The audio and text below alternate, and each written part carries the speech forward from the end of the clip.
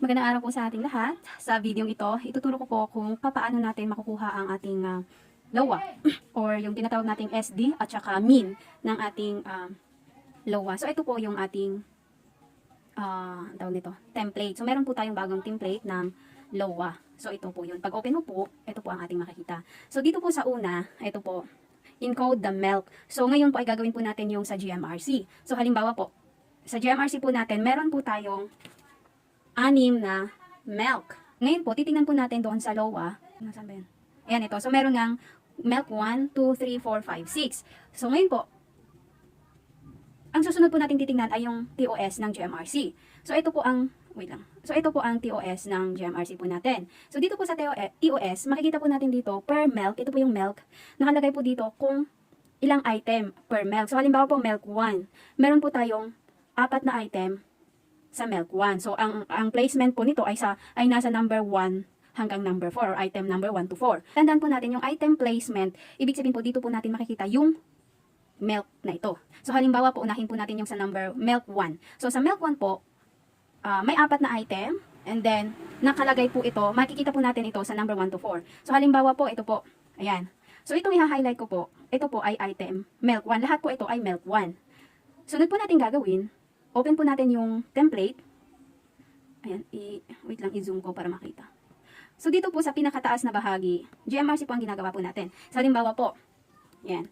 So, ang nakalagay po kanina ay yung item 1 to 4 ay MELC 1. Ngayon po, para po ma-distinguish mo natin, maglalagay po tayo ng 1, 1, 1, 1. So, ibig sabihin po, ito po ay nasa MELC 1. Ngayon naman, punta tayo sa baba. Ang ilalagay po natin dito, yung score na makukuha ng bata per, yung sa per letters, yung sa sagot po nila. So, halimbawa po, doon naman po, magbase po tayo doon sa key to correction. So, ito po yung key to correction ng GMRC. Ito po. So, halimbawa po, number 1, ang key to correction po, halimbawa lang po ito ha. So, halimbawa po, number 1, ang A ay 0, input po natin, yan, A ay 0. Pag ang sagot ng bata ay B, 1 ang kanyang puntos. And then, pag ang sagot niya ay letter C, 2 ang kanyang puntos. And then, letter D ay 3. Ngayon naman, isunod po natin yung number 2. So, sa number 2, pag A ang sagot, 1 point. B, 2 points. C, 3. And then D, 0. Ayan. So, ito po yung nakalagay. Ngayon po sa number 3, since hindi naman siya solo item, pag ang sagot niya ay letter A, 1 point. Ngayon po, pag ang sagot niya ay letter B, 0, 0, 0. And then number 4, ayan, 2, 3, 0, 1. Para mas madali. 2, 3, 0, 1. MELC 2. So, ang MELC 2, base po doon sa ating TOS, ito po ay makikita po natin sa item number 5 to number 8. So, 4 items din po siya. So, 5, 6, 7, 8. So, bali 4 items. So, next po natin gagawin, tingnan naman po natin ulit yung key to correction. So, 3, 0, 1, 2. Pero bago yan, puntahan po natin yung template. Balik po tayo sa taas. So, dahil ang number 5 ay MELC 2, lagyan po natin siya ng MELC 2 hanggang number 8. So, ito, para sunod-sunod ng paglagay natin mamaya. So, ang gagawin ko po, MELC 3, item 9 to 12. MELC 4, item 13 to 16. MELC 5, 17 to 20. And 6, MELC 6, 21 to 25. So, number 9 ay MELC 3.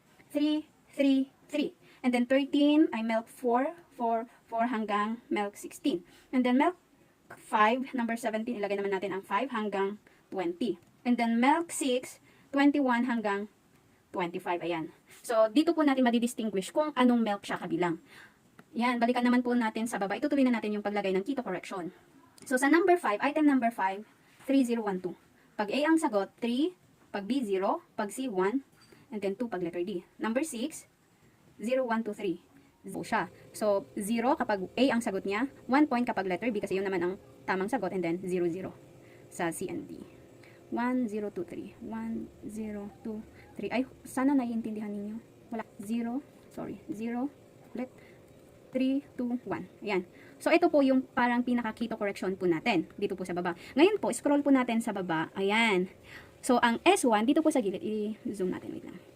So, guys, ito po, makikita po natin dito yung S1. Ibig sabihin, student 1. So, dito po, input po natin ang sagot ng mga bata, isa-isa, para makuha po natin ang mean at saka SD ng ating list mastered. I-arrange ko po ang mga sagot, ang papel ng mga bata, i-arrange ko po siya alphabetical para po mas mabilis po ako makakapag-input ng kanilang sagot. So, ito po ang sagot ng bata sa ang unang student 1. Ito po ang sagot ng student 1 sa GMRC. Capital letter. Caps lock.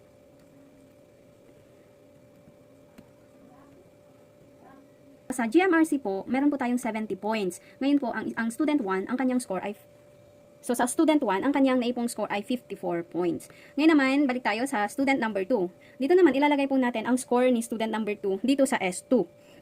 Yan, score niya, sagot niya sa number 1, 2, 3, and so on. So, si student number 2 naman, ang kanyang score ay 50. Ayan. So, pwede na tayong hindi mag-check. Basta ang gagawin natin, input na lang natin ng input ang score ng bata. So, automatic, makikita po natin dito kung ilan na po ang kanyang score sa subject na iyon. So, si student number 3 naman, ito po ang kanyang sagot. Ayan po. So, after ko pong ma-encode lahat, ayan. So, ito po yung ma-encoded na mga sagot ng bata. So, ito po. Ayan. So, alphabetical po ang ginawa kong pag-encode. So, ito po yung mga sagot ng mga bata ko. Sa dulo po ng sheet, makikita ko po kung ilan po ang score ng aking estudyante. So, ayan. So, si student 1, ang kanyang score, ayan, 51, 50, ayan. So, ito po ang kanilang mga score. Okay, para po malaman po natin ang mean at SD, dito po sa pinakababa ng template, ayan. So, ito po, frequency distribution per item. So, naandito na po yung pinaka-summary na po niya. Ito naman po yung descriptive statistic per item. And then, sa pinakababa naman po, yan, so ito po per item. So, ito po ay per MELC naman na po siya. So, ito po yung kinukuha po natin. Ito po yung nilalagay po natin sa ating LOA. Ayan, so, ito po. So, sa MELC 1, yung dito po sa ating MELC kanina, Sa MELC 1, item number 1 to 4, ang kanyang MPS ay 84.21. So, ito po ay base doon sa score ng mga bata. So, sa pinaka-summarize na po niyan. Sa lahat po ng mga bata.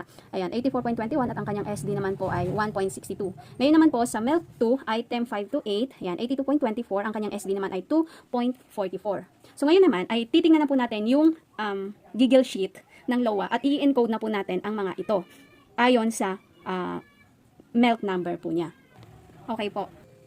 So, bakit po mahalaga na malaman po natin ang MPS at SD per MELC? So, dito po nakabase kasi ang bibigyan po natin ng intervention. Halimbawa po, sa Learning Competency 2. So, ibig sabihin, ito po yung competency na medyo hirap ang mga bata. So, dito po tayo mag-focus ng intervention. So, ano po ba ang learning competency ng MELC 2? Ito po. Yan. So, ito po siya. So, dito po tayo mag-focus. Itong learning competency po dito na po tayo mag-focus doon sa ibibigay po natin na intervention. Ayan. So, ito na po. Halimbawa po. Okay, yan. So, yun po. At I hope sana po ay naintindihan.